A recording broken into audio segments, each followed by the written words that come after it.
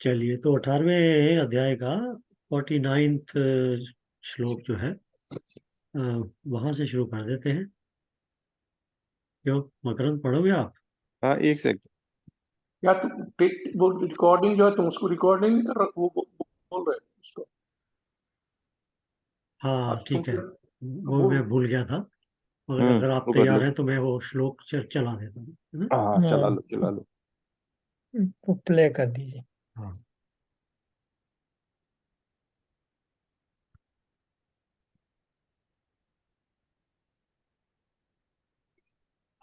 स्पृहः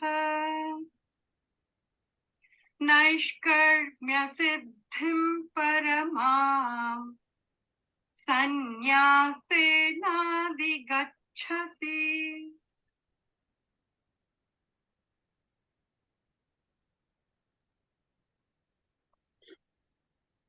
मकरंद पढ़ेंगे या नेक्स्ट पढ़ो?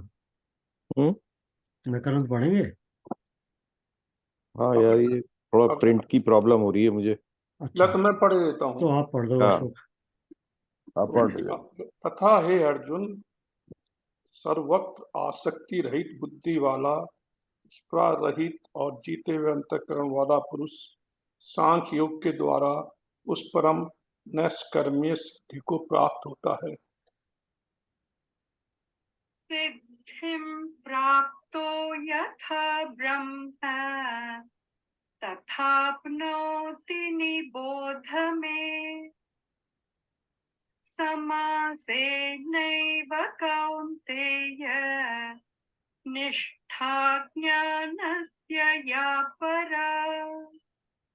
इसलिए जो कि ज्ञान योग की परानिष्ठा है, उस नैष्कर्म्य सिद्धि को जिस प्रकार से प्राप्त होकर मनुष्य ब्रह्म को प्राप्त होता है, उसी प्रकार को हे कुंती पुत्र संक्षेप में ही मुझसे समझ।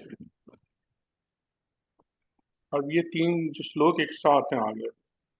बुद्ध्या विशुद्धया युक्तो धृत्यात्मानं नियम्य च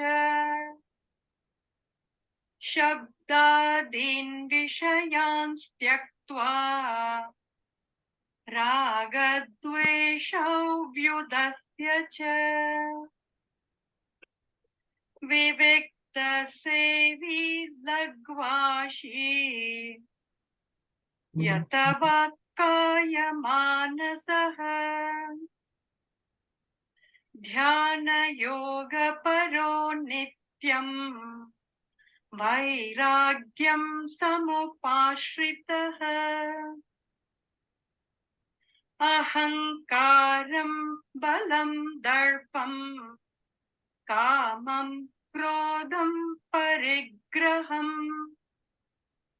विमुच्य निर्ममः शांतो ब्रह्मभूयाय कल्पते। हे अर्जुन, विशुद्ध बुद्धि से युक्त तथा हल्का सात्विक और नियमित भोजन करने वाला, शब्द आदि विषयों का त्याग करके एकांत और शुद्ध देश का सेवन करने वाला, सात्विक धारण शक्ति के द्वारा अंतःकरण और इंद्रियों का संयम करके मन, वाणी और शरीर को वश में कर लेने वाला, राग द्वेषों को सर्वथा नष्ट करके भली भांति दृढ़ वैराग का आश्रय लेने वाला तथा अहंकार, बल, घमंड, काम, क्रोध और परिग्रह का त्याग करके निरंतर ध्यान योग के परायण रहने वाला, ममता रहित और शांति युक्त पुरुष सच्चिदानंद घन ब्रह्म में अभिन्न भाव से स्थित होने का पात्र होता है। ब्रह्मभूतः प्रसन्नात्मा न शोचति न काङ्क्षति समः सर्वेषु भूतेषु मद्भक्तिं लभते परा। फिर वह सच्चिदानंद आनंद घन ब्रह्म में एक ही भाव से स्थित प्रसन्न मन वाला योगी न तो किसी के लिए शोक करता है अन्य आकांक्षाई करता है। समस्त प्राणियों में समभाव वाला योगी मेरी पराभक्ति को प्राप्त हो जाता है।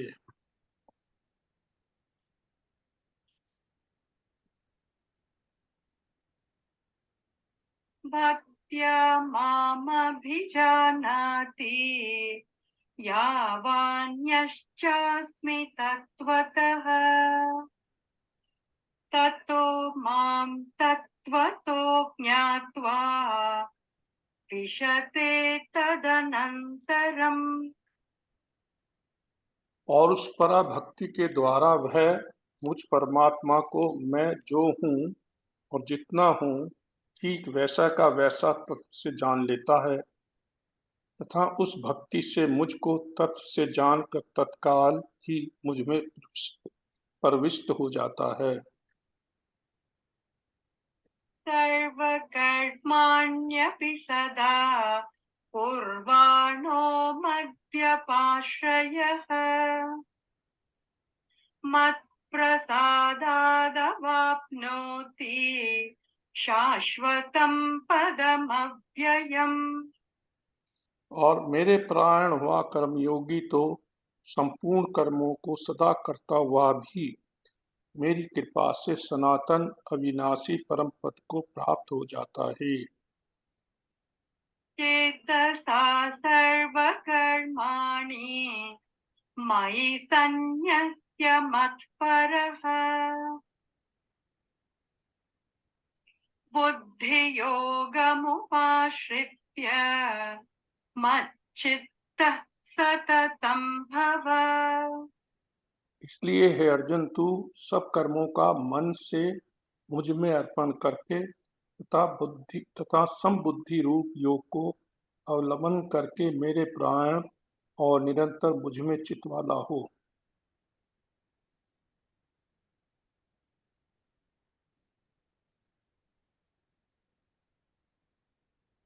मच्चित्तः सर्वदुर्गाणि मत्प्रसादात् तरिष्यसि।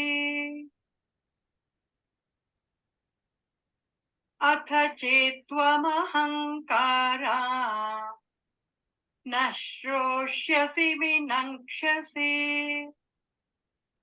उपर्युक्त प्रकार से मुझ में चित्त वाला होकर तू मेरी कृपा से समस्त संकटों को पार कर जाएगा और यदि अहंकार के कारण मेरे वचनों को न सुनेगा तो नष्ट हो जाएगा अर्थात परमात्मा से भ्रष्ट हो जाएगा। यदहङ्कारमाश्रित्य न योत्स्य इति मन्यसे मिथ्यैष व्यवसायस्ते प्रकृतिस्त्वां नियोक्ष्यति। और जो तू अहंकार का आश्रय लेकर यह मान रहा है कि मैं युद्ध नहीं करूंगा, तेरा यह निश्चय मिथ्या है, क्योंकि तेरा स्वभाव तुझे जबरदस्ती युद्ध में लगा देगा। चलिए, मेरा ख्याल है यहाँ रुकते हैं। मेरे राय से 60 मार्क कर लो, फिर 7 को चेंज होगा मैटर। एक और है अभी। एक और आई थिंक इसको कर लो। आई थिंक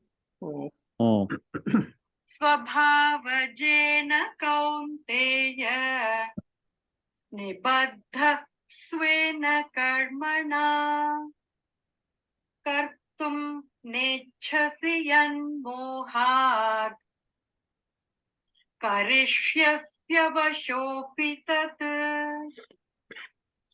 और हे कुंती पुत्र, जिस कर्म को तू मोह के कारण करना नहीं चाहता उसको भी अपने पूर्वकृत स्वाभाविक कर्म से बंधा हुआ प्रवेश होकर करेगा।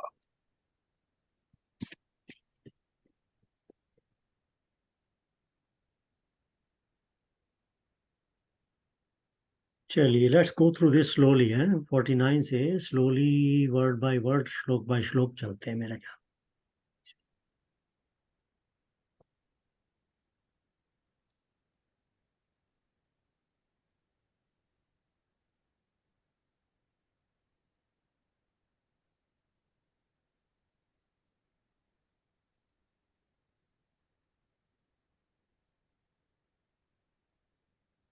क्या ख्याल है? जल्दी से उसके मीनिंग वगैरह देख लें। असक्त बुद्धि, या असक्त बुद्धि से क्या ब्रीफ मीनिंग वगैरह बताएं। सर्वथा शक्ति रहित बुद्धि वाला। बेसिकली ये जो है इसमें आसक्ति रहित ही हुआ, जिसकी बुद्धि आसक्ति रहित है, सक्त हाँ बुद्धि। हाँ, तो आप ये इसमें प्रैक्टिकल एग्जाम्पल के साथ। ये प्रैक्टिकल एग्जाम्पल में क्या, ये तीनों चारों चीज जो है आसक्ति रहित, स्पर्श रहित, चितात्मा, विगत स्पृह। या तो ये जो है मतलब इंद्रियों सहित जो आपको वो हो रही है। आई थिंक इंद्रियों का इसमें सांख्य योग के द्वारा उस परम नैष्कर्म्य में सिद्धि को प्राप्त होता है। बेसिकली जो आपके जिसमें आप फंसे हुए उससे बाहर निकलोगे तब आपको सिद्धि प्राप्त होगी।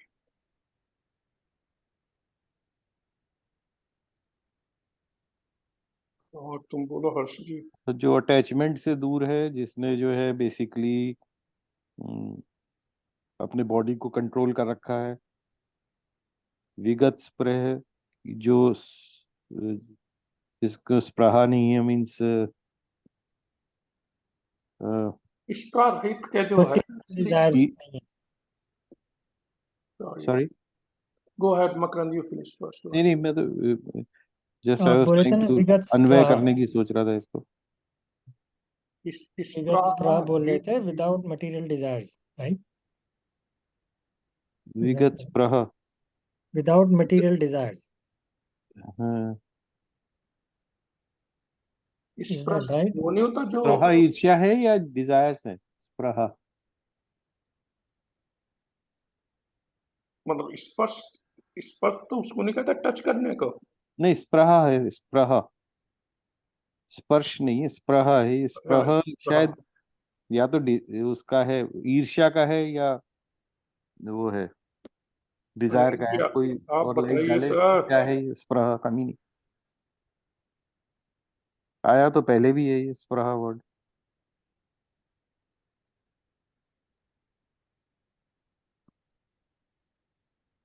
अनिल जी भी म्यूट पर हैं भाई। म्यूट पे है, सुन रहे हैं? सर्वश्रेष्ठ, नहीं मैं म्यूट से हट गया भाई। हाँ हाँ, तो बोलिए भाई, आप बोलिए। प्रकाश डालिए थोड़ा सा किस चीज पे प्रकाश डालना है? इसी के मतलब अन्वय पे। विगत स्पृह का क्या मीनिंग है? ये बड़ी ऊंची बात है इसमें एक्चुअली। तो ये चीजें जो है, अब आप वहां पहुंच गए हैं जहां पर कि कैसे समझाएं आपको, मतलब you know what you are. आत्म तत्व जो है उसको आप समझने लगे हो तो क्या होता है कि ये शरीर, मन, बुद्धि, अहंकार, ये सब मटेरियल है। ये सब जो है इनर्ट मैटर के बने हुए, प्रकृति के बने हुए अंश हैं, राइट? तो इसमें क्या है, अगर इसका पूरा खेल देखिए तो आप शरीर देखिए अपने, स्थूल शरीर, सूक्ष्म शरीर, कारण शरीर, उसके अंदर कितने जन्म जन्मांतरों के कर्म फल विद्यमान है। ये उस स्थिति की बात कर रहा है जब आप उन सबको अच्छी तरह से लांग रहे हो, मतलब उसको क्रॉस कर रहे हो। जहां पर कि जब एक आसक्ति की बात की जाती है तो आसक्ति गुण के गुणों से होती है। मीन्स आपके शरीर के अंदर जो भी शरीर है, मतलब कारण शरीर में भी, उसके अंदर भी कोई अगर ऐसी चीज है जिसके कारण आप इस शरीर के द्वारा, इंद्रियों के द्वारा बाहर विषयों से अपने को जोड़ते हो, वो आसक्ति है। उसके अंदर छिपे हुए किसी भी, जिसको योग सिस्टम में वृत्ति कहा जाता है, उसके संस्कारों से कोई भी स्प्रिया, मीन्स अंदर से एक तरीके से वेव्स, मतलब स्प्रिया इज पुल्लिंग, एक तरीके से अटैचमेंट के कारण कुछ निकलता है अंदर से। भले ही उसको आप अभी कर्म में नहीं लाओ, लेकिन अंदर मन के अंदर वो प्रकट हो जाता है। आप भी नहीं जानते कहां से प्रकट हो रहा है, लेकिन आपकी वृत्तियां जो है ना इतनी ज्यादा हैं, billions trillions, we don't know how much, उनमें से कुछ भी प्रकट होकर के संसार में आपको बांध देगा। उसको कहते हैं स्प्रिया। वो पैदा होती है, उसका कहानी जो है आपका शरीर है, आपकी इंद्रियां हैं, आपका कारण शरीर है, आपका सूक्ष्म शरीर है। इन सबका जो संबंध है इतना गहरा है कि इसके परे निकलने के लिए, मीन्स अपने को जानने के लिए इसके बिना होना चाहिए। कैसे होंगे उसका रास्ता उन्होंने पूरा बताया हुआ है कर्मयोग का। अब जहां पे वो पहुंच रहे हैं वो ज्ञान योग की भी पराकाष्ठा है, जहां पे वो बात कर रहे हैं।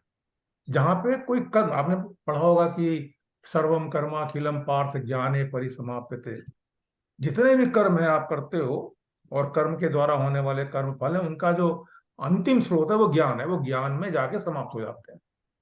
तो एक तो जब ज्ञान की पराकाष्ठा पे आप पहुंचोगे तो वहां पे कर्म नहीं है। उसी को उन्होंने यहाँ शब्द यूज किया नैष्कर्म सिद्धि, कि आप ऑलरेडी एक ऐसी स्टेज में पहुंच चुके हो जहां पर कि अब कर्म का विधान कोई माने नहीं रखता।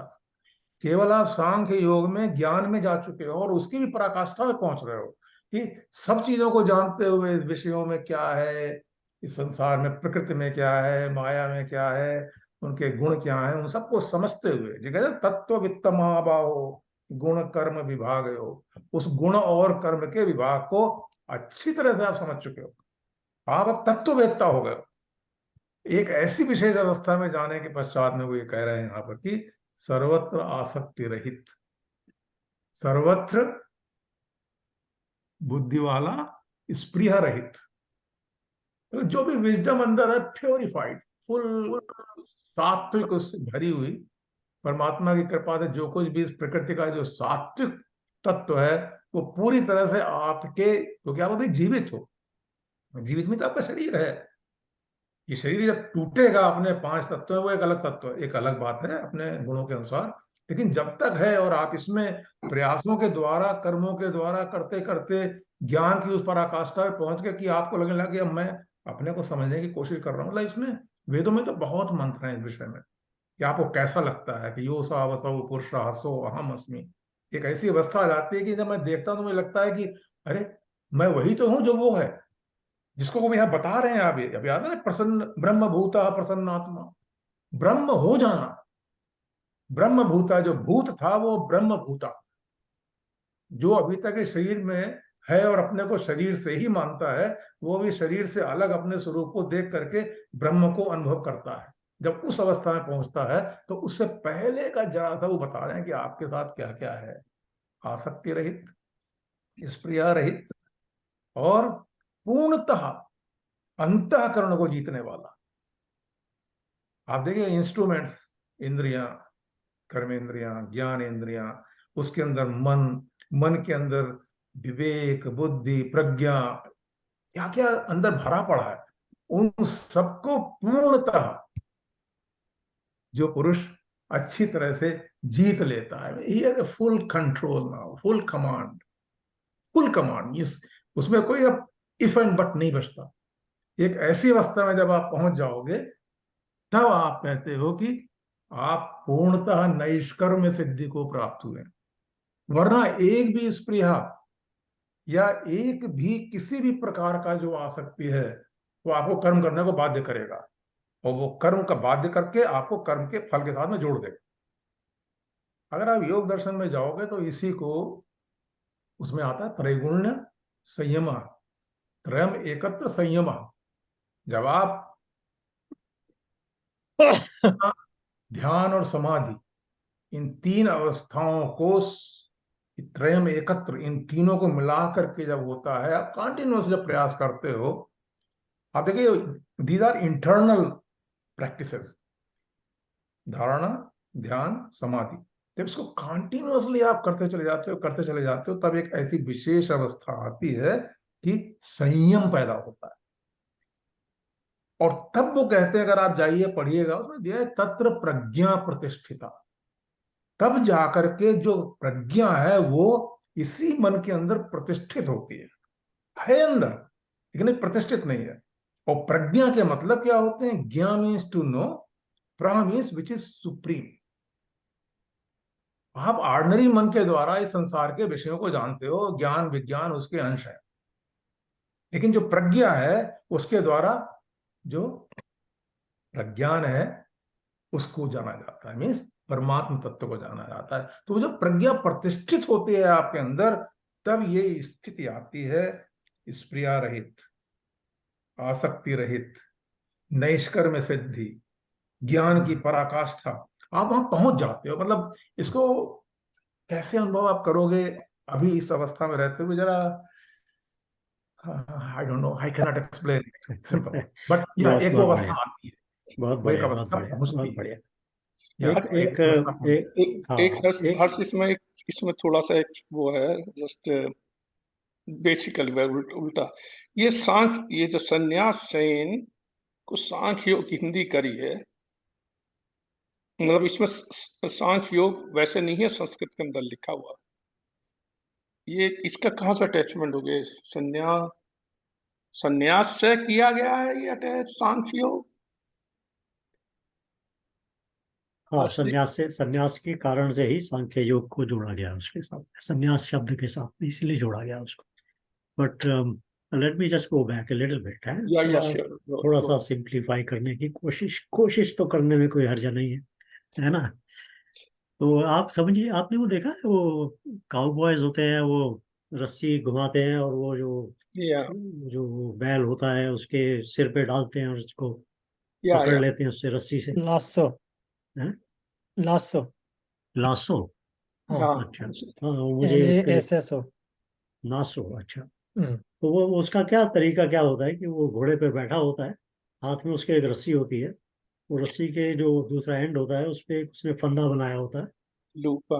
और वो जो बुल होता है उसके पीछे दौड़ता है और उसको वो फंदा जो है उसके गले में डालता है, और वो गले में डलने से बुल जो है उससे रस्सी में बंध जाता है, और फिर वो उसको खींच लेके पकड़ लेता है उसको। जो ये रस्सी जब बुल के गले में चली जाती है और जुड़ जाती है, तो अब एक तरफ से वो बुल के गले में बंधी हुई है, दूसरे तरफ से वो काउबॉय के हाथ में है। ये है आपकी आसक्ति। जब आपका मन किसी वस्तु के साथ जुड़ जाता है, अब ये बात अलग है कि फंदा उसकी तरफ लगा हुआ है कि आपकी तरफ लगा हुआ है, आप बुल हो या काउबॉय हो, जो भी हो, बट वो जुड़ गया है, आसक्ति। वो जुड़ने के कारण से हम उसको बोलते हैं आसक्ति है। इसमें अभी अभी इसमें कोई वो नहीं है, कोई डाउट नहीं है, क्योंकि वो जुड़ गई रस्सी, रस्सी ने, फंदे ने कैच कर लिया उसको, आसक्ति हो गई।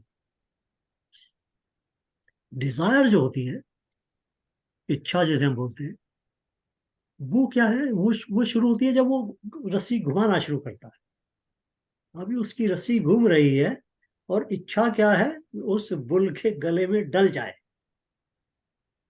यहां तक वो डिजायर है। जब वो डल जाएगी और वो जुड़ जाएगा तब वो आसक्ति में बदल सकता है ना। तो ये जो श्लोक है इसमें वो पहले आसक्ति से शुरू करते हैं, क्योंकि आसक्ति जो है वो सबसे ज्यादा बड़ा आपका वो बंधन है, अटैचमेंट है, क्योंकि यू आर ऑलरेडी अटैच्ड। जो अटैच्ड होने का बंधन है वहां से शुरू करते हैं वो, कि भाई सबसे पहले तो आपकी वो आसक्ति खत्म होनी चाहिए, उस बंधन को टूटना है। नेक्स्ट इमीडिएटली आपको जितात्मा होना पड़ेगा। जितात्मा मतलब क्या, आपके मन के अंदर जितने भी इच्छाएं वगैरह जागृति है, इंद्रियों की जागृति है, जो भी है, उन सब के ऊपर आपका आपकी मास्टरी होगी, आपका कंट्रोल होगा। आप उसको कहते हैं वाइल्डली, उसको आपको चलने नहीं देंगे, आप उसको डिस्क्रिमिनेशन के साथ में उसको कंट्रोल में रखेंगे। तीसरे लेवल पे आगे वो बोलते हैं विगत स्पृहा। यहाँ पर आ जाता है कि भाई किसी भी किस्म से आपकी कोई डिजायर आपको टच नहीं कर पाएगी। देखिए, आसक्ति को तोड़ा, जितात्मा में गए, जितात्मा के बाद विगत स्पृहा हुआ, अभी आप अनटच्ड हो गए डिजायर से। और उसके बाद में I am not the owner of my action, ज्ञान प्रज्ञा। क्या होता है कि हम काम करते हैं, हम कहते हैं पहले ये मैंने काम किया, फिर कहते हैं इसका ये फल मिला, फिर जुड़ते हैं, फल के साथ आसक्ति होती है हमारी, उसको पकड़ते हैं, कोशिश करते हैं, वगैरह वगैरह। ये नॉर्मल है प्रोसेस। बट जब यहाँ तीन स्टेजेस को आप क्रॉस कर लेते हैं, then you can come to a place where you are no more the owner of that action. That means you are not affected by the action itself. इस stage पर आने के बाद ही आपको हम कह सकते हैं कि संन्यास हो। तो फोर्थ स्टेज में, या मतलब फिफ्थ स्टेज जो आपकी संन्यास वाली है, वो तब आती है। तो इससे वेरी वेरी सीक्वेंशियल प्रोग्रेशन, और जो अल्टीमेट ऑब्जेक्टिव है उसमें अगर हम सिंपल भाषा में बोले तो ये है कि जो आपका संसार के साथ में जो मोह बना हुआ है उसको तोड़ना है। मतलब जो आप हो और जो आप अपने को समझते हो, ये डिफरेंस को समझना है। और जो आप अपने को समझते हो उसको छोड़कर जो आप हो उसमें जाना है। So it's a question of breaking away from all the bondages. बंधन, हर बंधन को तोड़ना। हर बंधन के अंदर जो आपकी डिजायर है वो भी एक बंधन है। अब इसको हम सांख्य योग की तरफ से जब हम इसको एक्सप्लेन करने की कोशिश करते हैं तब हम फिर उसमें चले जाते हैं कि आपके ये बंधन कहाँ से पैदा होने शुरू होते हैं, कैसे होते हैं। चित्त के अंदर वासनाएं हैं, संस्कार है, जब तक उसमें कोई ना कोई है। अगर हम उसको कुछ थोड़ा सा साइंटिफिकली कहना शुरू करते हैं कि जब भी आपके अंदर कोई भी एक वाइब्रेशन पैदा हो गया, एक वेव पैदा हो गई है, जैसे ही वो वाइब्रेशन पैदा हुआ है, उस वाइब्रेशन ने उसका नेचर है कि वो दूसरी जगह से अटैच होगा जाए। So any vibration, matlab any sanskar, any vasana, which is still sitting in the chit, is going to cause some kind of an attachment. It will cause a desire, it will cause asakti, it will cause a wild freedom of indriya, it will cause anything. But that particular vibration, that particular vritti, but the vritti, where is the vritti coming from? वृत्ति is coming from the वासना। वासना के ऊपर प्राण जब move करता है तो वृत्ति पैदा होती है। वासना जो है वो डॉर्मेंट रहती है जब तक उसके ऊपर प्राण जो है वो मूव ना करे। हमारे अंदर बहुत सारी, हमारे चित्त में लाखों करोड़ों इंप्रेशंस या वासनाएं पड़ी हुई है, बट वो हर वक्त तो नहीं जगी होती। किसी सिचुएशन में एक वासना जग जाती है और किसी में दूसरी जग जाती है। तो जब जो वासना दूसरी थी वो जगी तो पता लगा कि हाँ वासना थी, बट इसका मतलब ये तो नहीं कि वो थी ही नहीं। पहले थी तो सही, पहले भी थी। तो वो जो हजारों लाखों वासनाएं जो पड़ी हुई है वो पड़ी है, डोरमेंट पड़ी है। एक्टिव कब होगी वो? जैसे ही उसके ऊपर प्राण जो है वो मूव करेगा। प्राण की वायु जो होती है, प्राण की शक्ति है ये, वो प्राण शक्ति जैसे ही उसके ऊपर मूव करती है वो वासना एक्टिवेट हो जाती है। जैसे ही वासना एक्टिवेट होती है वृत्ति प्रोड्यूस हो जाती है। जैसे ही वृत्ति प्रोड्यूस होती है मन के अंदर भाव भी और विचार भी आने शुरू हो जाते हैं और डिजायर भी आ जाते हैं। Desire is a very natural phenomena. Desire को हम लोग नेगेटिव समझते हैं, बट वो desire is not really negative. It's a very natural phenomena for the mind to go back to its state of calm. Desire is the only way the mind will go back to its state of calm. Think about it. Think about the process. What is happening? Mind के अंदर क्या चल रहा है? वासना थी, वासना से वृत्ति पैदा हुई, वृत्ति से डिजायर या विचार पैदा हुआ। जैसे ही विचार जो था वो डिजायर या भाव में पैदा हुआ, विचार वो डिजायर बन गया। डिजायर के साथ में क्या हुआ कि इमीडिएटली उस डिजायर को फुलफिल करने की इच्छा और एक्शन जागृत हुआ, और उस डिजायर को फुलफिल करने के लिए आपने कोई ना कोई कर्म किया। उसमें मान लीजिए कि भाई डिजायर आपकी पूरी होगी। डिजायर पूरी हुई तो क्या हुआ? जब तक डिजायर थी और आप काम कर रहे थे, एक मन के अंदर एक एजिटेशन था, एक चल रहा था कि भाई इसको पूरा करना है, इसको पूरा। मन जो था वो शांत नहीं था। जैसे ही डिजायर पूरी हुई, मन फिर से शांत हो गया। मन का नेचर है तो उसको वापस अपनी शांत स्टेज पे जाना है। जबकि हम लोग सब यही समझते हैं कि मन का नेचर है कि वो आपको भगाता है। नहीं नहीं, मन के साथ में एक ये पावर भी है कि उसको वापस अपने काम स्टेज पे जाना है। Desire is the only thing which will actually force it to go back to its calm state. Even to go to a calm state is a desire. But think about it कि भाई जब मन के अंदर जब वो Dzire पैदा हुई, डिजायर की वजह से कर्म हुआ, कर्म की वजह से डिजायर का उसका कर्म का फल मिला, फल की वजह से आपको हो सकता है कि फल जो आपको चाहते थे वो मिल गया। और जैसे ही वो मिला, आपकी वो डिजायर खत्म हो गई। मतलब जो मन के अंदर अशांति थी उस डिजायर की वजह से वो खत्म हो गई। तो डिजायर जो थी यहाँ इसने नेगेटिव काम नहीं किया, इसने पॉजिटिव काम किया। क्या पॉजिटिव काम किया कि आपके मन को शांत कर दिया कर। अब यही डिजायर जब सात्विक हो जाती है तो आप आध्यात्म की तरफ बढ़ना शुरू हो जाते हो। यही डिजायर जब तामसिक हो जाती है तो आप संसार की तरफ बढ़ना शुरू हो जाते हो। राजसिक हो जाती है, संसार की तरफ जाना शुरू हो जाते हो।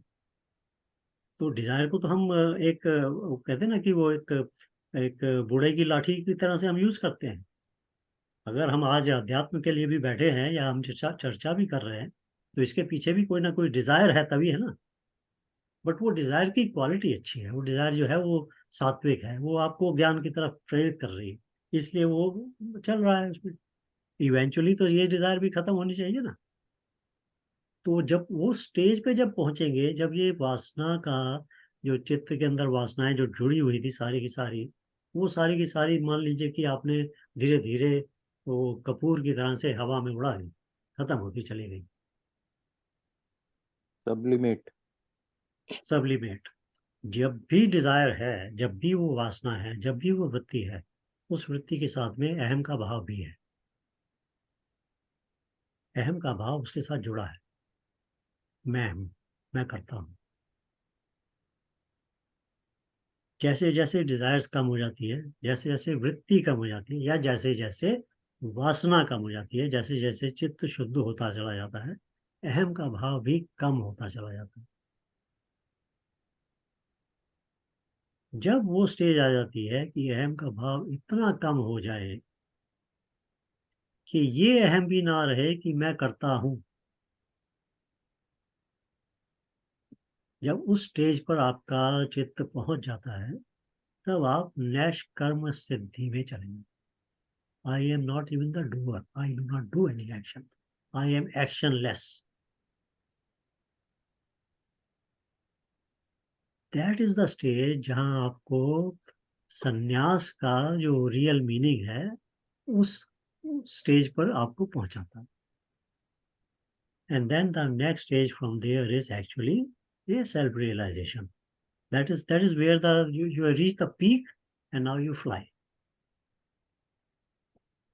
तो ये एक सीक्वेंस है बनी हुई है। उसी सीक्वेंस को भगवान कई जगह पर डिफरेंट तरीके से आपके सामने रखते हैं। तो पहले क्या ब्रेक करने का कहना है? आसक्ति, मतलब वो फंदा तोड़ना। दूसरा जितात्मा। अब मन के अंदर जितने भी आएंगी डिजायर्स, उनके ऊपर कंट्रोल रखना है। कौन सी डिजायर के पीछे जाना चाहिए और कौन सी के नहीं, ये आपको जितात्मा होने से पता लगता है। तीसरे स्टेज पे आ जाती है कि आपको डिजायर ही ना पैदा हो।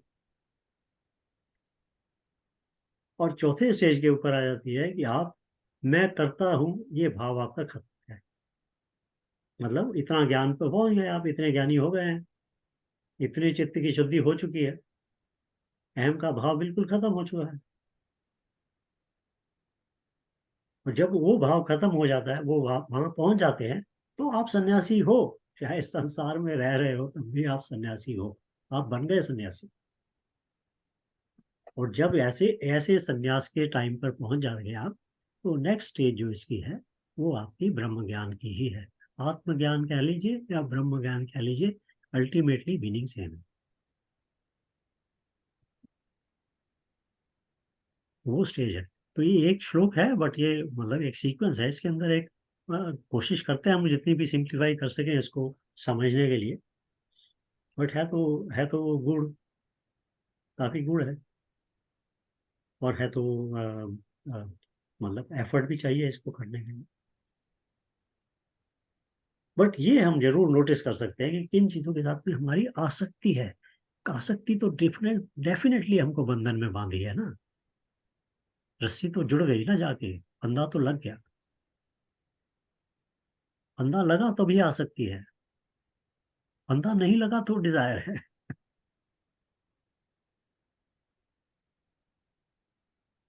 Let's move on the next one, I think.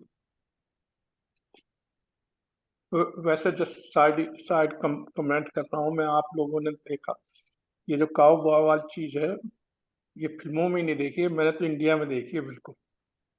अच्छा।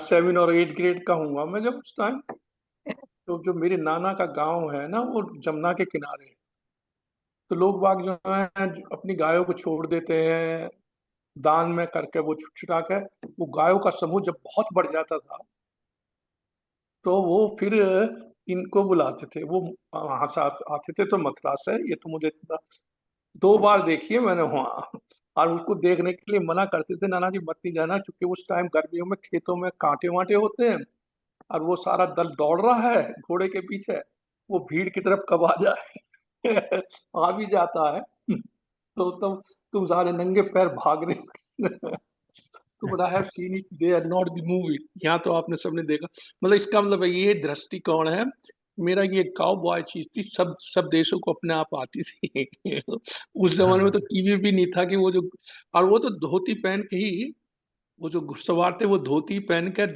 ये जूती जो थी ना वहाँ की किसान पहनता है, वो बिल्कुल टोटली वो उसी ड्रेस में होते थे इंडियन बिल्कुल बिल्कुल बिल्कुल। अब आई देखिए डोंट नो। ये जो काउबॉय है, ये अध्यात्म के अंदर आपका मन किस फंदे को लेके किसके साथ जोड़ा बैठा है उसको आसक्ति बोलते हैं हम लोग। आपके चलो, मन ने किसको फंदा डाला हुआ है, या आप किसके फंदे में पड़े हुए हो। हालांकि क्योंकि ये नहीं पता इसमें अध्यात्म के कि आप घुड़सवार हो या आप बैल हो। चलो एनीवे, लेट्स डू नेक्स्ट बहुत वन। बढ़िया बहुत बढ़िया। चलिए आगे चले। या आगे तो वही है जो तुमने, आई थिंक तुम दोनों ने कवर कर लिया है, सिद्धि प्राप्त हो यथा ब्रह्म प्राप्त हो के लिए। हाँ वो जनरली तो कवर कर लिया है इसको। या पूरा हो गया है इसमें, हम्म, आई थिंक इसके बाद 51, 52 और 53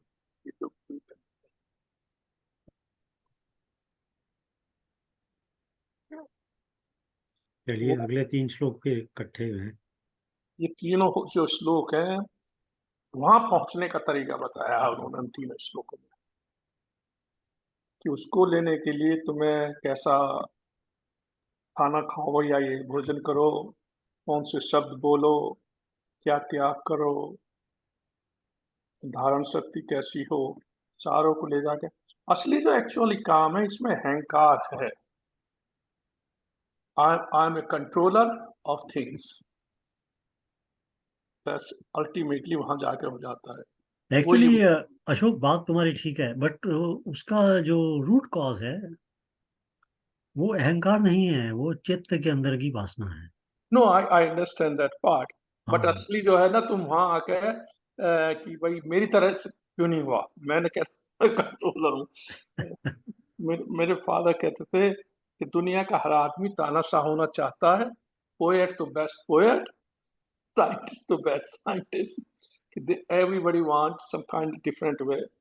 एनीवे, चलो let's go, that's the way I see कि दिस इज इन 3 श्लोकों में वो जो पीछे उनको जहाँ पहुंचना चाहिए उसका एक तरीका बताया आई थिंक। हाँ। बट ये जो तरीका बताया है ना इसमें कि भाई खाना वगैरह ये या आप लाइटली दोनों खाना बार है, ये इसमें सब, ये एक चीज इसके अंदर हमेशा याद रखने की है कि ये सहज होना चाहिए। क्या, सहज होना चाहिए। या ये ऐसा नहीं होना फोर्स चाहिए नहीं, कि आप अपने आप को फोर्स कर रहे हैं, सप्रेस कर रहे हैं।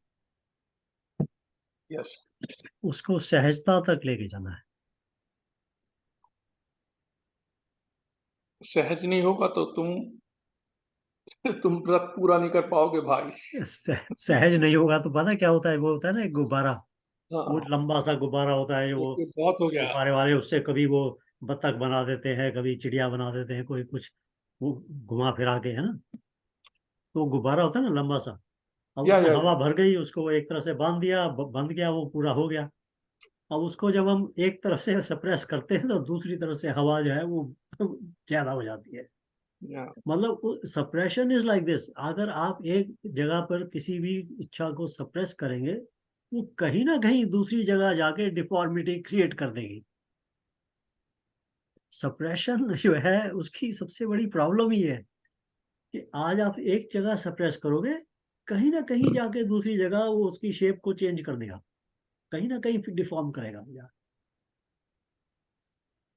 ये साइकोलॉजिकल फैक्ट भी है, ये ना सिर्फ आध्यात्म की बात है, साइकोलॉजिकल फैक्ट है। Anything you suppress, anything, it will have an impact somewhere else. बच्चों को देखा है ना कभी, हाँ आप जी। ये मत करो, कुछ और हाँ। करने लग जाता। भाई वो आप खुद को देखिए, जो भी आप सप्रेस करेंगे मतलब सहजता के साथ में एडॉप्ट कर लेना अलग बात है, और सप्रेस कर देना अलग बात है। और जब भी इच्छा सप्रेस होगी तो कहीं ना कहीं तो फटेगी। कहीं ना कहीं तो वो कभी गुस्से में निकलेगी, कभी किसी और चीज में निकलेगी। वो जैसे कहते हैं ना कि कोई कई बार बच्चे जो है वो चोरी करते हैं, तो ये भी साइकोलॉजिस्ट ने फाइंड आउट किया कि वो जो चोरी करते हैं, वो इसलिए नहीं करते कि उनको कुछ चोरी करनी है, वो इसलिए कई बार इसलिए करते हैं कि उनको सबकॉन्शियसली एक अटेंशन की आवश्यकता होती है। तो कहीं ना कहीं वो उनके सबकॉन्शियस में सप्रेशन चल रहा है, वो सप्रेशन जो है वो बाहर निकलता है कहीं ना कहीं और डिफरेंट टाइप की डिफॉर्मिटी के साथ।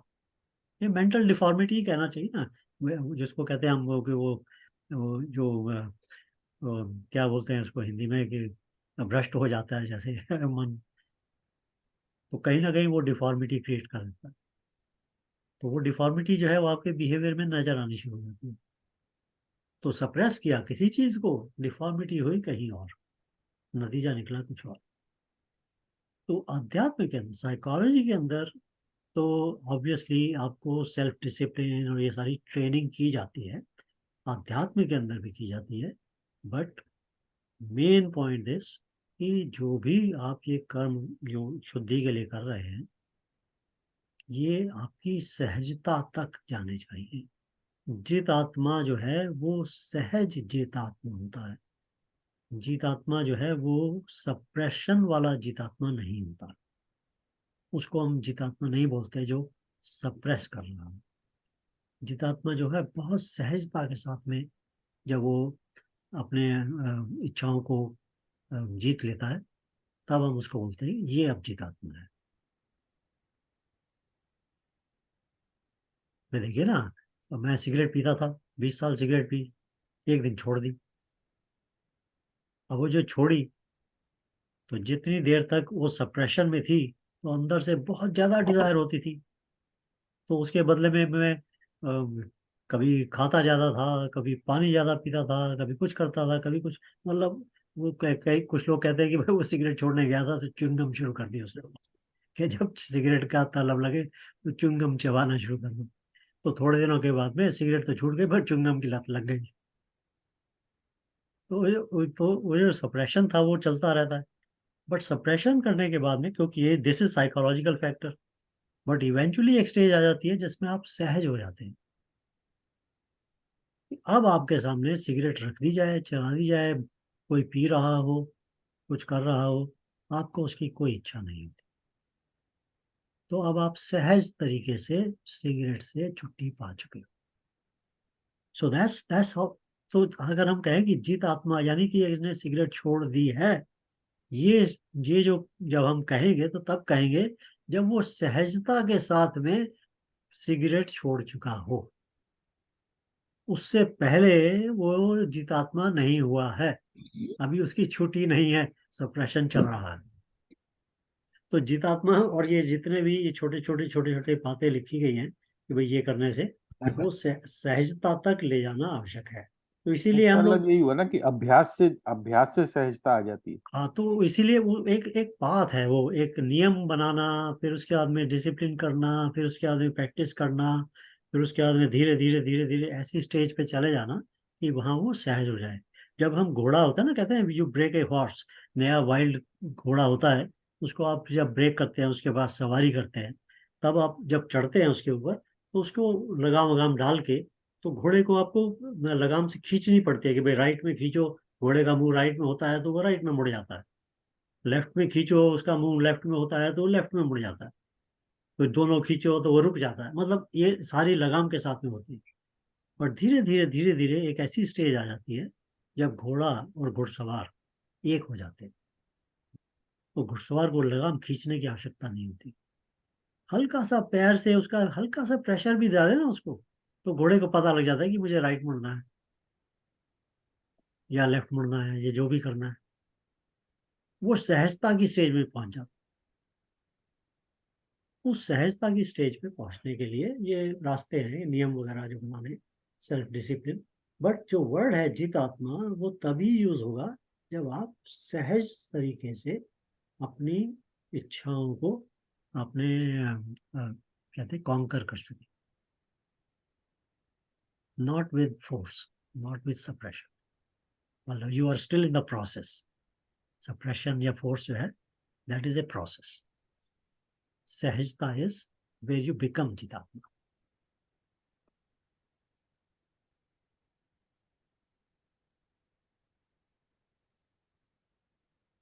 मैं इसमें थोड़ा सा और प्रकाश डालना चाहूंगा, क्योंकि ये हाँ जी, हाँ शब्द, जी, जरूर जरूर जरूर। क्योंकि वो जो शब्द डालना, है ना, अनिल वो डालना, मगर इसमें 53 वाले में एक वर्ड इस्तेमाल है परिग्रहण, उस पर हम्म डालना भाई। ओके। तो यहाँ पर इकट्ठा जो करने शब्द यूज किया जा रहा है ना, इसको इकट्ठा जितात्मा करने कहा गया है। जितात्मा शब्द ये है, ये मन को जीतने की बात नहीं है। ये जितात्मा, पहली बात तो मन के द्वारा हम आत्मा को नहीं समझ सकते, बहुत मुश्किल, मतलब असंभव है। तो जब ये शब्द यूज किया गया है, तो पहली बात तो आपको आप स्वयं में क्या हो ये समझने की जरूरत है। समझने की नहीं, अनुभव करने की जरूरत है, समझना नहीं है। क्योंकि आप मन से जितना भी समझोगे वो आप नहीं हो, लेकिन जो आप हो, तो इसलिए मन उसको समझने की कोशिश करता है। तो आपको आप क्या हो इसका अनुभव होने की जरूरत है। आप जब उसको करोगे, जैसे अभी क्या होता है, देखिए, मैं हूं, मैं शरीर के अंदर हूं, मेरा मन है, मेरी बुद्धि है, मेरा अहंकार है, मेरा ये इंद्रियां हैं, ये सब कुछ मेरा है। तो होता क्या है कि अभी मैं इन इंद्रियों और मन के अंदर बैठी हुई वृत्तियों के द्वारा, आसक्ति और स्पृहा के द्वारा ही संसार के सारे कर्मों को कर रहा हूं। मजबूर हूं मैं, क्योंकि मैं अभी इंद्रियों के, मन के वश में होकर के ही सब कुछ कर रहा हूं। मैं चाहता नहीं हूं फिर भी करता हूं। मैं अपने स्वरूप को देख ही नहीं पाता, वो हमको देखने नहीं देता। तो इसीलिए जो पहले वाला श्लोक था उसमें कहा गया है ना, आसक्ति रहित और स्पृहा रहित वाला, इसने अपने अंतःकरण को जीत लिया है।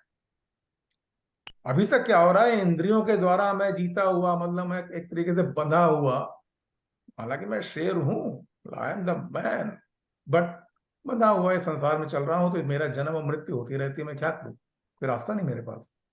लेकिन जिस समय ये स्थिति आ जाएगी कि मैं अपने आत्म तत्व को अनुभव कर लूंगा, उसके उन्होंने सारे वो क्या कहलाते हैं चिन्ह दे दिए कि आपको आसक्ति रहित होना पड़ेगा, आपको स्प्रिया रहित होना पड़ेगा, आपको बुद्धि को शुद्ध करना पड़ेगा, आपको नैष्कर्म्य सिद्धि को प्राप्त करना पड़ेगा, तब आपको आत्म तत्व का अनुभव होगा।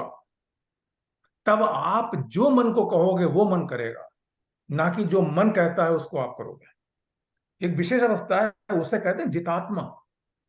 Mind is not controlling you now, you control the whole प्रकृति। जिसने भी आपको कवर कर रखा है, मतलब पंचकोश, आपके सूक्ष्म शरीर, कारण शरीर, स्थूल शरीर, ये जितना भी आपका ब्रह्मांड है, इस सबके आप अब जो है, जैसे भगवान कृष्ण है ऐसे आप उसके अधिष्ठाता हो जाते हो। वो एक विशेष अवस्था है जिसको कि मन के द्वारा जितने भी विचारों से, जितने भी संस्कारों से, जितने भी स्वर के वाइब्रेशंस के उसके द्वारा आप प्रकट करने की कोशिश करोगे, वो आप नहीं हो।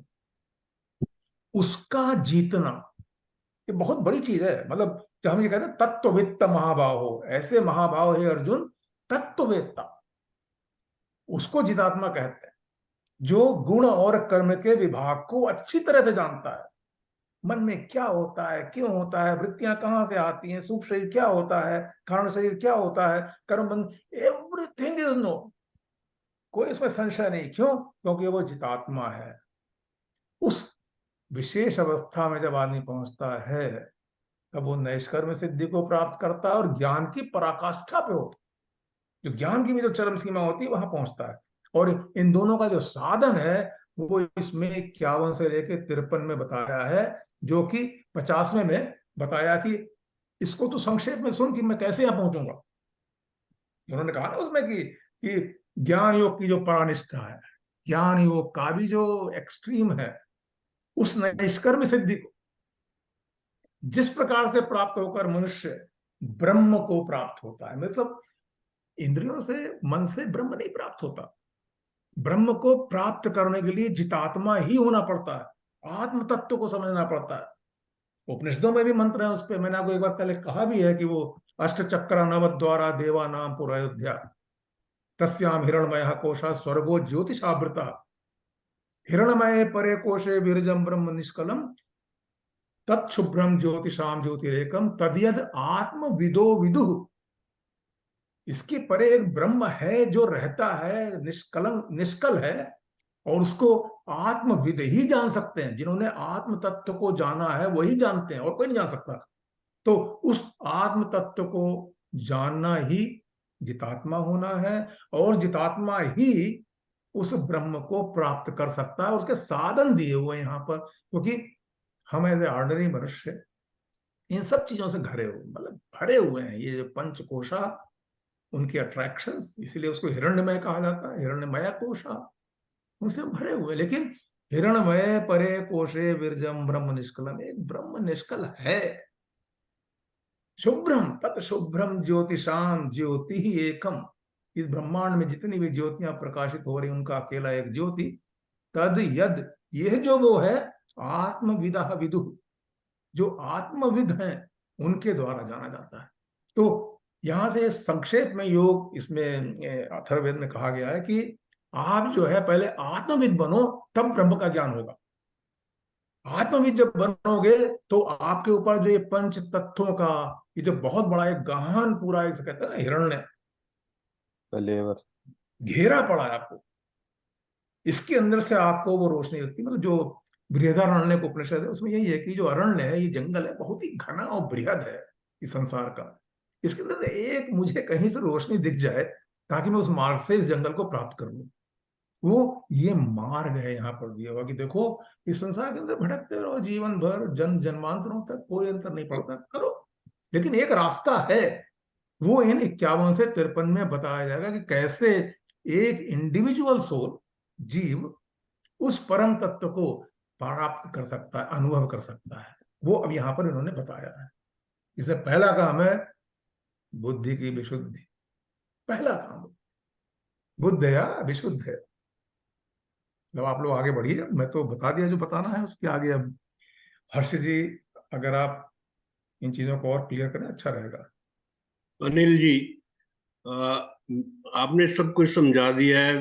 हो सकता है मेरे को समझ में नहीं आया क्योंकि मेरी जितनी बुद्धि है, पर आप जैसे कहते हैं कि सब कुछ करवाता है मन, आप खुद नहीं करते हो।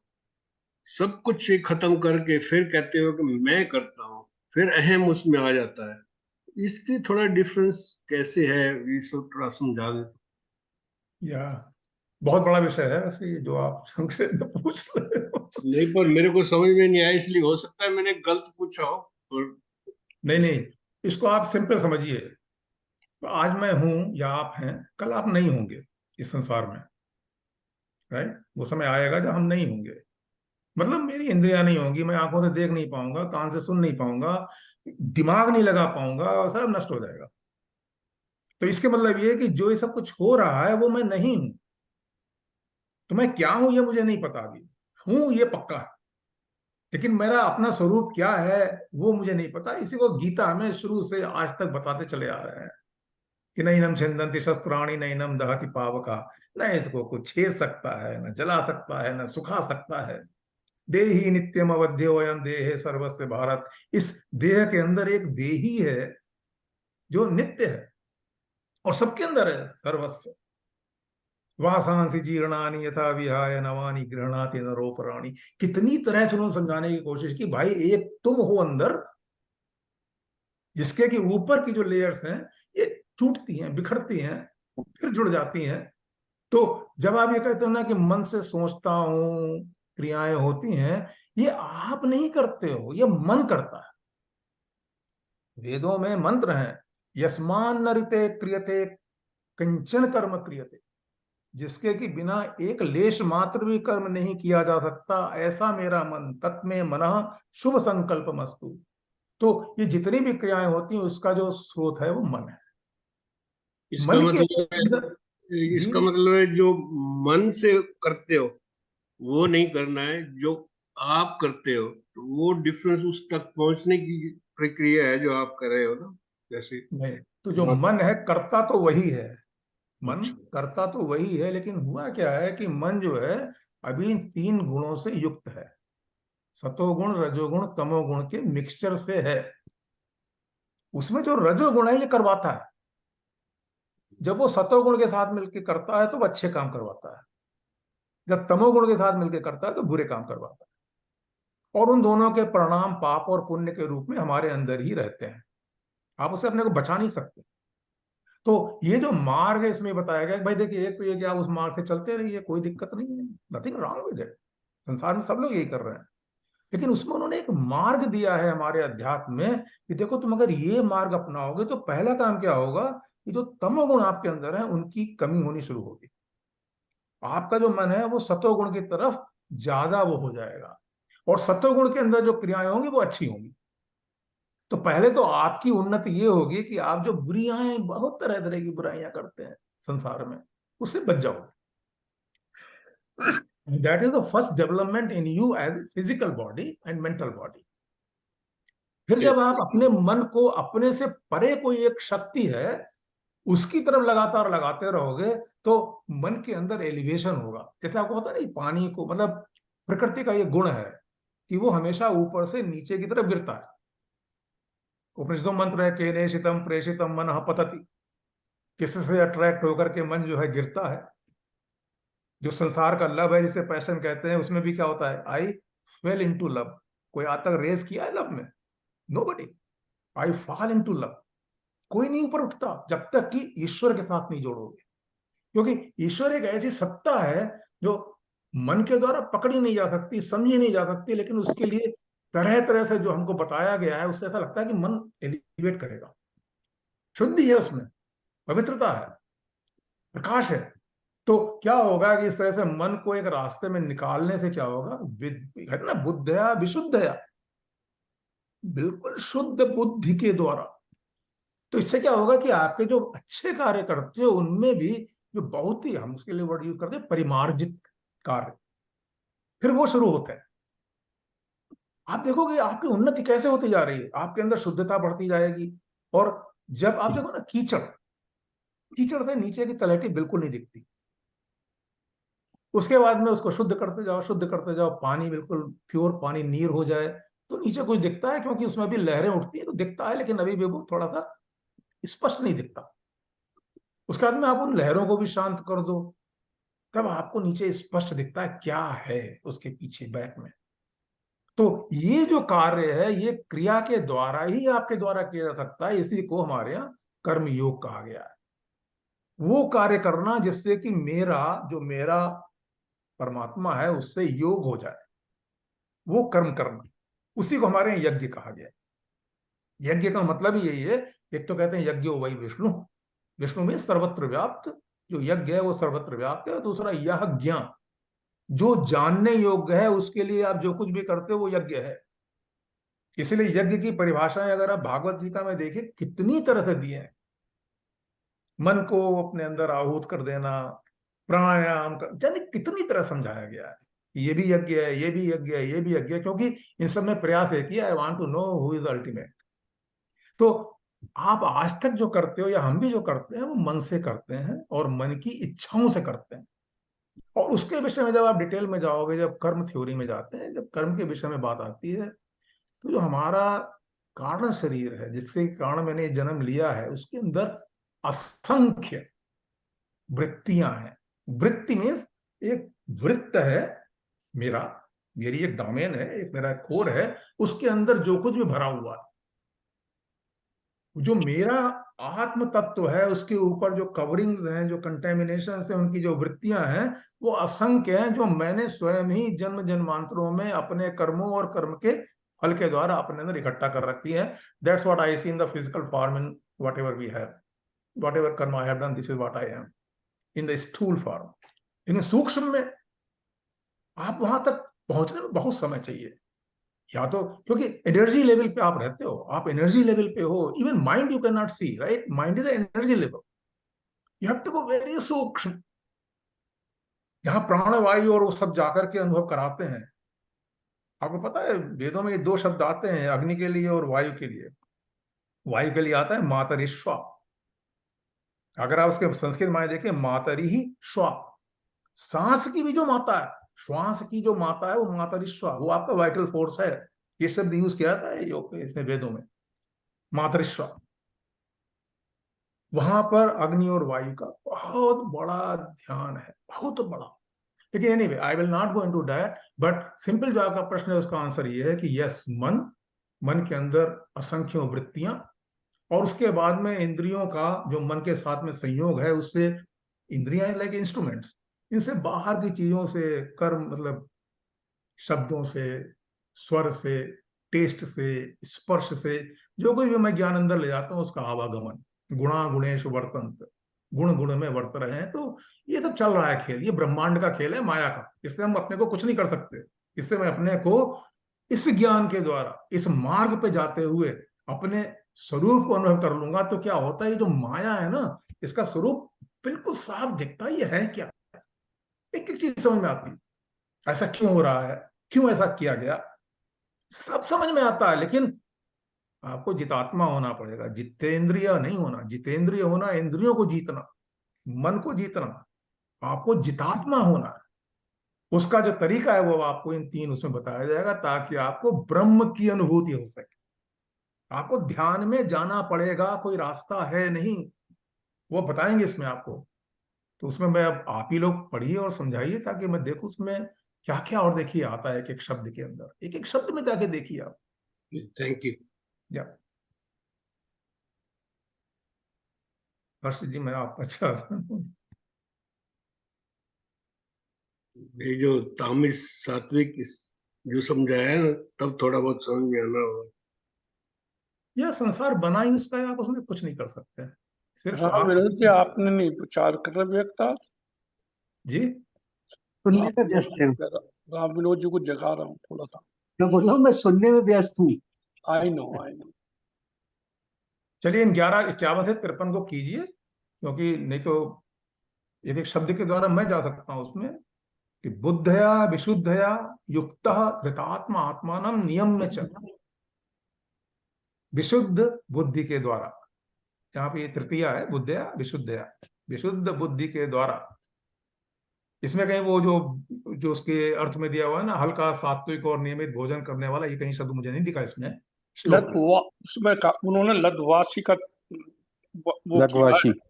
लद्वासी का अनुवाद किया। ये हल्का सात्विक और नियमित भोजन करने वाले, कहाँ पे, किसका? लघवाशी, लघवाशी। ये जो है ना, इसमें 51वें में विशुद्धया विशुद्धया युक्त ये सेकंड, आत्मानम 52वें में नियम्य च। सेकंड वर्ड, 52 वाले में सेकंड वर्ड जो है विविक्त लघवाशी। लद्वासी। लघुवासी की लघुवासी कहाँ है? 52 विविक्त सेवी लघवाशी। ओ नेक्स्ट वाले में, वाक्काय थर्ड मानस। में, 52 में, या लद्वाशी का जीवित से भी वो क्या है, हल्का, या इसका ट्रांसलेशन ये है, हल्का सात्विक और नियमित भोजन। राइट, या सेकंड उसमें है, लेकिन पहले में नहीं ना, जो उन्होंने जिससे ना पहले में नहीं। या तो विद्या विशुद्धया, पहले तो बुद्धि की विशुद्धि के द्वारा युक्त, ऐसा युक्त हो जाना, मतलब सब अपने को अलग नहीं करते हो, आपकी जो बुद्धि है पूर्णतः शुद्ध है, विशेष रूप से शुद्ध, विशुद्ध, शुद्ध नहीं विशुद्ध। एंड देन धृति आत्मानम नियम्य च, और अभी भी, अब now I am controlling my self, mind is not controlling me now. पूर्ण पेशेंस के साथ में धृति आत्मानम नियम्य च, ये योग की अवस्था में होता है, मतलब इसका जिन लोगों को अनुभव है वो जानते हैं यहाँ पर क्या कहा जा रहा है, बहुत अच्छी तरह समझ में आता है कि कैसे जब आप उसमें जाते हो तो ये सारी स्थितियां आती हैं। एंड देन शब्दादि इन विषयान त्यक्त्वा राग द्वेषो युदस्य च, राग और द्वेष कहाँ है, वहां पे रह ही नहीं सकते, राग और द्वेष के लिए कोई दूसरा चाहिए जिसके की प्रति राग हो या द्वेष हो, वहां पर राग द्वेष नहीं है, क्योंकि आपका जो मन है उसको आप अंदर की तरफ फोकस करके धारणा के द्वारा आत्मा को ध्यान में अनुभव कराते हुए उसके दर्शन करना चाहते हो। मैं बहुत अलग अलग शब्द बोल रहा हूं, आप देखिए ध्यान दीजिएगा, जो कंसंट्रेशन है वो माइंड से किया जाता है, उसको वहां पर धारणा शब्द यूज किया गया है।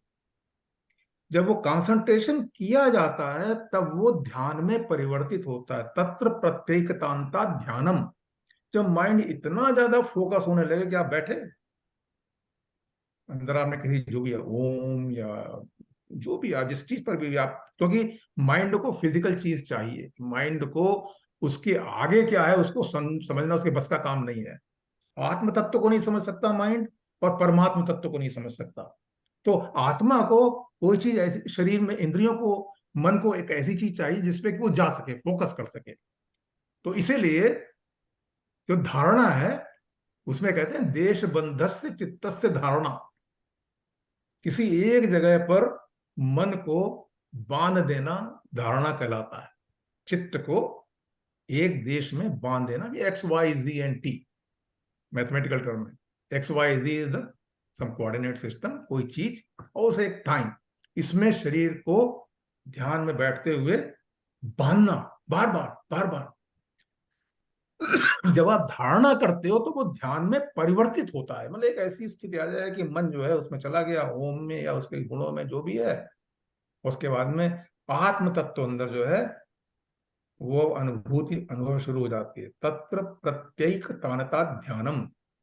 अब आप अंदर की तरफ जाकर के ऐसे जैसे कि एक तना हुआ तार होता है, जैसे पतंग उड़ रही है, बहुत वेवी हैवी विंड हो तब भी उसमें तन जाएगी, एक तार तना हुआ है, ऐसी एक विशेष अवस्था जब माइंड की हो जाती है देन इट इज ध्यानम।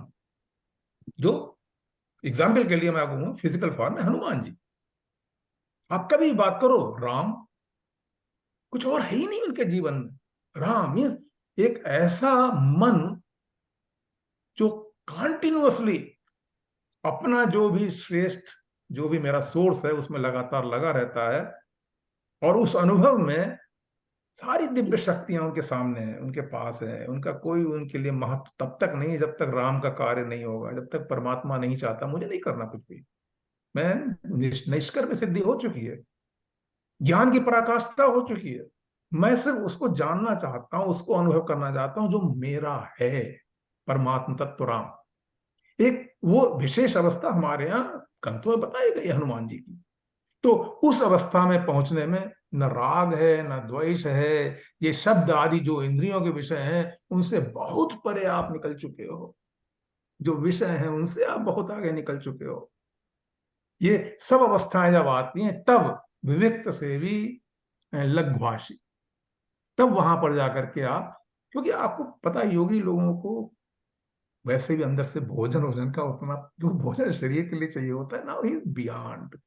अगर आप उस अवस्था में जाओगे तो आपको लगेगा, मतलब मैं ऐसे योगियों को जानता हूँ हिमालय में जिनको कुछ नहीं चाहिए, वो बर्फ के वो खा के एक खा लिया दैट्स एनफ, अग्नि का जल का पार्ट मिल गया that's enough, and they live there all the time.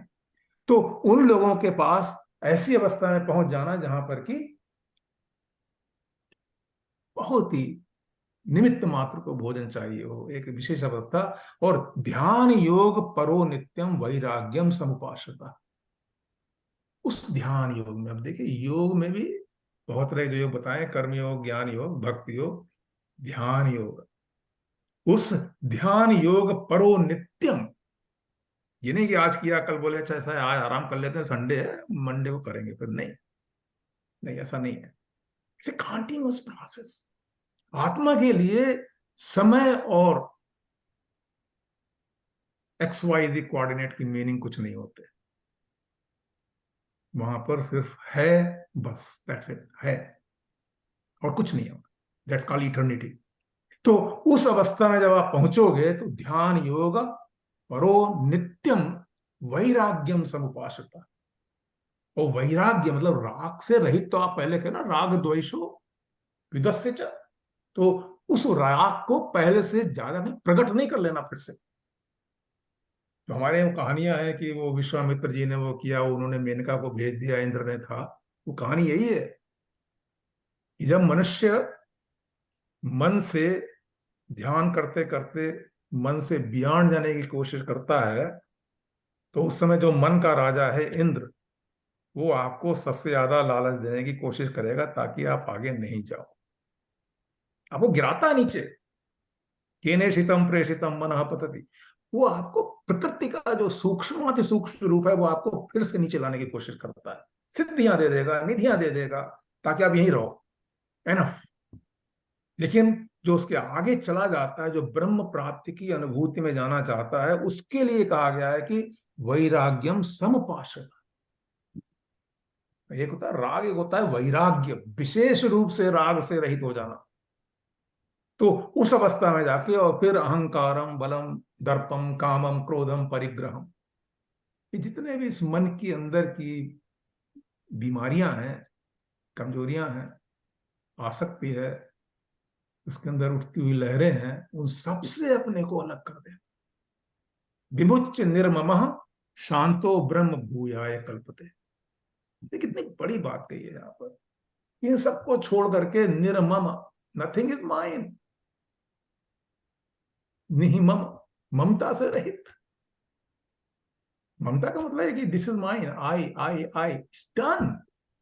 एक विशेष अवस्था में पहुंच जाता है, शरीर में बैठा हुआ हूं मैं, मन को मैं समझ चुका हूं, मन की शुद्धि के द्वारा उसके आगे या कोई जो तलहटी है मुझे दिखती है, समझ में आने लगा है। मैंने सारे उन चीजों को कांस्टेंट कर दिया जो मुझे इस संसार के अंदर फिर से गिराने की कोशिश करते हैं, सब चीजों को मैं समझने लगा हूं। मुझे ये भी लगने लगा है कि उसकी सीमाएं बहुत तुच्छ हैं। मुझे उसके दर्शन होने जा रहे हैं जिसके की आधार पर ये सब चीजें, छोटी छोटी चीजें बनी हुई हैं, कोई संसार के अंदर ऐसे भटका रही है कि सारा ब्रह्मांड के अंदर जाने कितने जन्म जन्मांतरों में मैं गुजर रहा हूं, निकल नहीं पाता, उस विशेष अवस्था में पहुंचने की कोशिश कर रहा हूं। तो उस अवस्था में जाके निर्ममः वैराग्य विमुच्य शांतः ब्रह्म भूयाय कल्पते, उस ब्रह्म तत्व को, ब्रह्म में अभिन्न भाव से स्थित होने का पात्र होता है। इसी को वहां कहा गया है उपनिषदों में। जब मैं पढ़ता हूं तो मुझे यही आता है कि नायम आत्मा प्रवचने लभ्य न मेधया न बहुना श्रुतेन, ये जो आत्मा है ये प्रवचनों के द्वारा नहीं मिलती, प्रवचने न लभ्य न बहुना श्रुतेन, बार बार सुनने से भी नहीं मिलती। यमे वैश वृणुते तेन लभ्य, जिसको ये स्वीकार कर लेती है उसी को प्राप्त हो जाती है। तस्यैष आत्मा विवृणुते तनूम स्वाम, उसकी जो आत्मा है वो अपने उस स्वरूप को सामने प्रकट कर देती। लेकिन ये जो अवस्था है वहां पे उसमें कहा गया उसका अधिकारी बनना पड़ता है। उस अधिकारी के लिए जो मार्ग दिया है ना, इसकी आवश्यकता होती है। बुद्धि को शुद्ध करना मीन सतोगुणी बनना, वैरागी होना, कंटिन्यूअस वैरागी होना और परमात्मा तत्व में लगा रहना, कंटिन्यूअसली काम क्रोध लोभ मोह जो और ये बंधन है संसार के अंदर, उनसे अपने को अलग करने का प्रयास करते रहना। इतना आसान नहीं होता, लेकिन प्रयास करोगे तो होता है। इन सबको करते करते आप देखोगे आपकी शक्तियां दिव्य हो जाती हैं। इस शरीर में ही बैठे हुए आप, अब आप मन के द्वारा कंट्रोल अंधकार में नहीं रहते, आप अपनी दिव्य शक्तियों से मन को प्रकाशित करते हुए, इंद्रियों को प्रकाशित करते हुए संसार में प्रकाश पैदा करते हो। Totally different stage, totally different face. इसी को यहां पर कहा गया ब्रह्म की अनुभूति होना, कि कोई भी आदमी आपके पास आता है, ऐसा नहीं कि आप उससे अटैच होकर के बात करोगे। आपके आत्म तत्व से जो प्रकाश निकलता है, जो ज्ञान निकलता है, जो उसके द्वारा अभिव्यक्ति होती है, उसको इंद्रियों से सहज भाव में जब आप बताओगे, वो आदमी आपका, वो सांसारिक आदमी है, वो तो आपसे चिपट जाएगा, सीधी बात। कंटिन्यूअसली मन से वो आपसे लग जाएगा।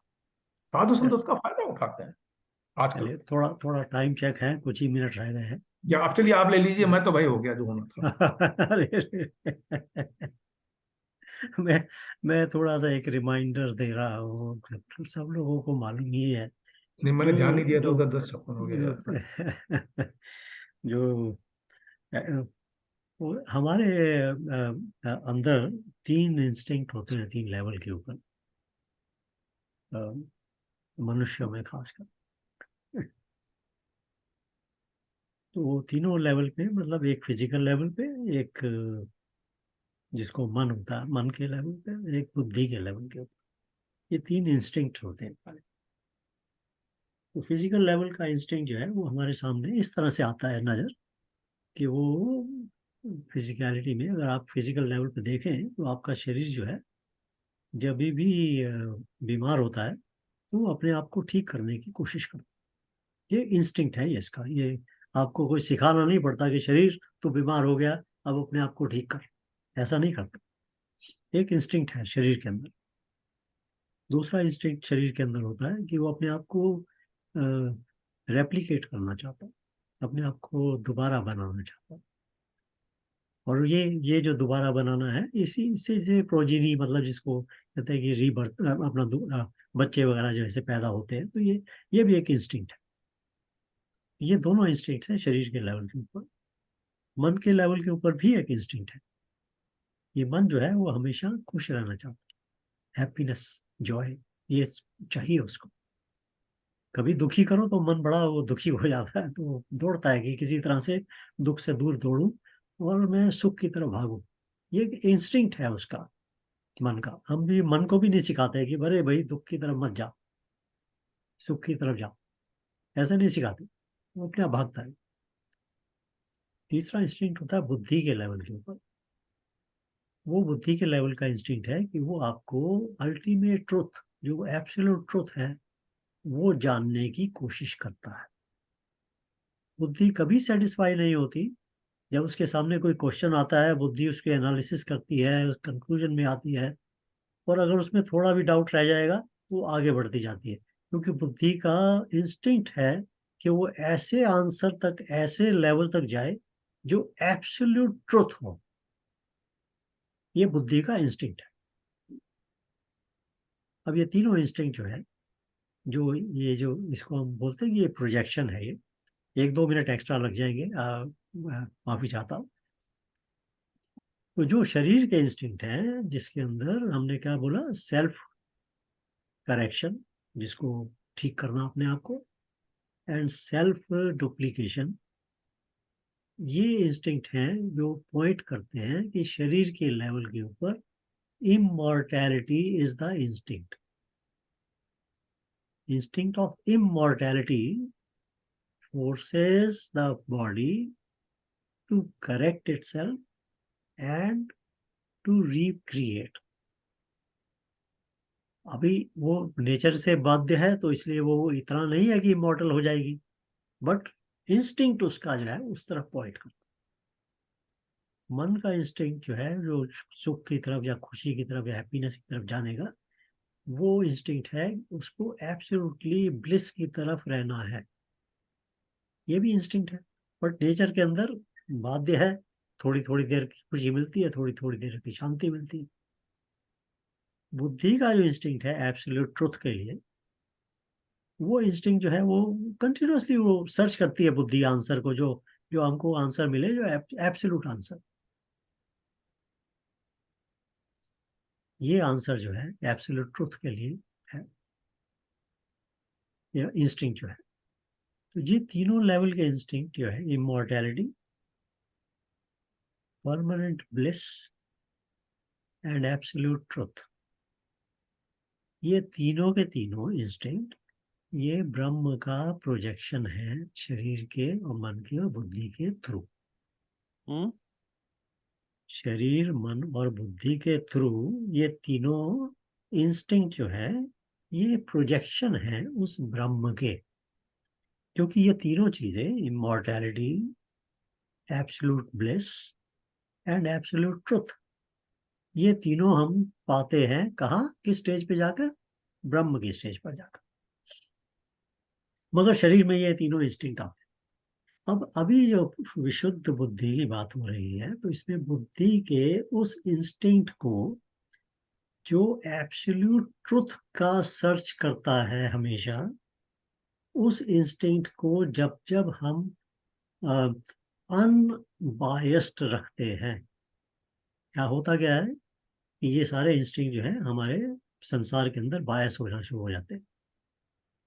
मन का इंस्टिंक्ट जो है एब्सोल्यूट ब्लिस का वाला, वो बायस हो जाता है, हम टेम्पररी खुशी में उसे समझते हैं कि ये हो जाता है। बुद्धि का इंस्टिंक्ट भी बायस हो जाता है, क्योंकि मन जो है उसके ऊपर कई बार हावी हो जाता है। तो बुद्धि जो है वो सर्च कर एब्सोल्यूट ट्रुथ लेने की जगह पे जस्टिफाई करना शुरू हो जाती है कि भाई जो मैं बिलीव करता हूँ वही सत्य है। तो वो ये जो बायसेस हैं, जिसको हम साइकोलॉजी में बायस बोलते हैं, ये बायसेस जो है बुद्धि को अफेक्ट करती है। जब आप अपनी बुद्धि को अनबायस्ड, अनजजमेंटल और follow the pure instinct of absolute truth, searching for the absolute truth, उस स्टेज पर ले आते हैं, तब वो आपकी बुद्धि शुद्ध मानी जाती है।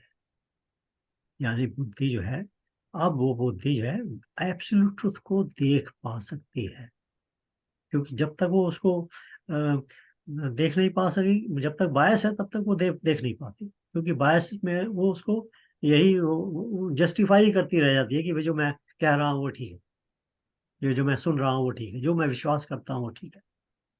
तो बुद्धि जो है वो सर्च की जगह पर बिजी हो जाती है जस्टिफाई करने में। तो जब तक बुद्धि जस्टिफाई करती रहती है तब तक उसको शुद्ध करना मुश्किल है, क्योंकि तो ऑलरेडी वो इन्फ्लुएंस्ड है। जब वो इस इन्फ्लुएंसेस को हम ब्रेक कर देते हैं, जब हम प्योरली एब्सोल्यूट ट्रुथ की तरफ ही बुद्धि को लगा देते हैं, तब बुद्धि शुद्ध होना शुरू होती है। ये शुद्धता बुद्धि की इनवेरिएबली एक ही तरफ बुद्धि को लगा सकती है, और वो ही एब्सोल्यूट ट्रुथ ही है।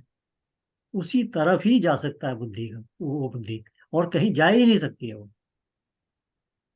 उस शुद्ध बुद्धि की यही खूबी है कि उसका डायरेक्शन फिक्स हो जाता है, ऑटोमेटिकली फिक्स हो जाता है, क्योंकि उस शुद्धता में वो सिर्फ वहीं जा सकती है और कहीं नहीं जा सकती। तो ये शुद्धता आवश्यक हो जाती है बुद्धि की, हमें एब्सोल्यूट ट्रुथ को सर्च करने के लिए, उसको परसीव करने के लिए, उसको अनुभव करने के लिए। ये सारे जितने भी स्टेप्स आते हैं, ये सारे तभी पॉसिबल हो सकते हैं, क्योंकि बायस्ड बुद्धि इज ए बुद्धि which is not going to be used for searching for absolute truth, but it is going to be used for justifying what I have learned. जिसको व्यभिचारिणी बुद्धि से कहा है, व्यभिचारिणी बुद्धि। सो मॉडर्न लैंग्वेज के अंदर जब हम अब टोटली अनबायस्ड तरीके से एब्सोल्यूट ट्रुथ को सर्च करते हैं, तब हमारी बुद्धि शुद्ध होना शुरू होती है और शुद्धता की तरफ बढ़ती है, और उसका रिजल्ट जो है वो हमेशा एब्सोल्यूट ट्रुथ का ही परसेप्शन होता है। वही हो सकता है, उसके अलावा कुछ हो ही नहीं सकता, क्योंकि यही उसका बेसिक इंस्टिंक्ट है। आप कोई भी आंसर कभी लाइफ के अंदर भी देख लीजिए आप, मतलब whenever you are purely identify और एनालाइजिंग समथिंग, आपका आंसर हमेशा एब्सोल्यूट ट्रुथ की तरफ ही रहेगा, कहीं और जाएगा ही नहीं। तो ये शुद्धता आवश्यक हो जाती है। तो ये व्यवहार के अंदर, हमारे जो नॉर्मल डे टू डे व्यवहार है, इसके अंदर इस शुद्धता का आना आवश्यक हो जाता है। ये शुद्धता, अनबायस्ड इंटेलेक्चुअल शुद्धता, प्योरिटी। तो बायस इसका इसको वैसे अपनी खत्म होना पड़ेगा। इसका वैसे सबसे वो गुलाटी जी के ऊपर सबसे छोटा सा ट्रेलर वो है कि भाई मन कर रहा है, कौन कर रहा है। इसको मैं सिंपल सी एक एग्जांपल देता हूँ कि जब तुम खाना खाने बैठो उससे पहले बीवी से ये पूछो कि भाई क्या बनाया है, तो तुमने बस मन से कर ली बात। जिस दिन खाना खाने के लिए बैठो ये पूछो ही नहीं किसी से क्या बनाया, जो है सो है। I think then you are little bit out of it. It's Ashok very very simple thing मैं अशोक बता बहुत अनुभवी है भाई, बात सुनो रहा हूँ। अशोक। या अगर आप मतलब खाने के लिए जा रहे हो, तुम्हें भूख लग रही है और वो बुला रही है या नहीं बुला रहे हो, मैं उनकी वाइफों की बात नहीं कर रहा हूँ। अगर तुम हाँ, देख रहे हो क्या है सामने, तो तुम अटके हो भाई। आध्यात्म के रास्ते की सबसे बड़ी रुकावट, जो मैं जानता हूँ वही सच है, या वो तो ठीक है। ये सबसे बड़ी रुकावट है। और इस रुकावट से उसकी बुद्धि व्यभिचारिणी होती है, अशुद्ध होती है। ये एक जो सांख्य योग है, जिसके अंदर बुद्धि जो है उसका महत्व बहुत ज्यादा है, I know. बहुत ज्यादा है। सांख्य योग का मतलब ये कि बुद्धि का यूज होना चाहिए, और इस बुद्धि का यूज होने में सबसे बड़ी रुकावट है, I think this is the key here to understand, कि जो मैं जानता हूँ वही सच है, ये सबसे बड़ी रुकावट है। सो इसको इसको ख्याल में रखते हुए आई थिंक आज का समय तो काफी 7 मिनट आगे निकल गया, बट नेक्स्ट वीक का भी शायद मुझे ट्रैवल करना होगा, बट मैं I think I will find out a way कि जिसमें ये कुछ शेयर हो जाए तो कोई और स्टार्ट कर सके जूम की मीटिंग को। I think Makarand, may be you can help me out with that. मैं देख लेता हूँ अगर कोई वो है है, तो तो फिर मैं तुमको, या ट्राई करने के लिए हम एक आध बना के देख लेते हैं, इफ यू कैन हाँ स्टार्ट दिस मीटिंग, ताकि मुझे अच्छा नहीं लगा कि 3 हफ्ते में गायब रहा, तो आप लोगों को भी हमारी गर्मी की छुट्टी हुई, तुझे उससे दिक्कत हो रही है भाई यार। हम तो मई के या जून की इंतजार कर रहे थे सारे साथ। मेरे को कोई इन्फॉर्मेशन मिली तो मैं पोस्ट कर दूंगा। ओह, ठीक है। ठीक है, ठीक है। Thank you so much. Anyway recording बंद कर दो हर्ष। हाँ, ठीक है। I didn't realize that you are recording it still on. हाँ, ठीक है। ओके जी, नमस्कार एवरीबॉडी। ओके जी।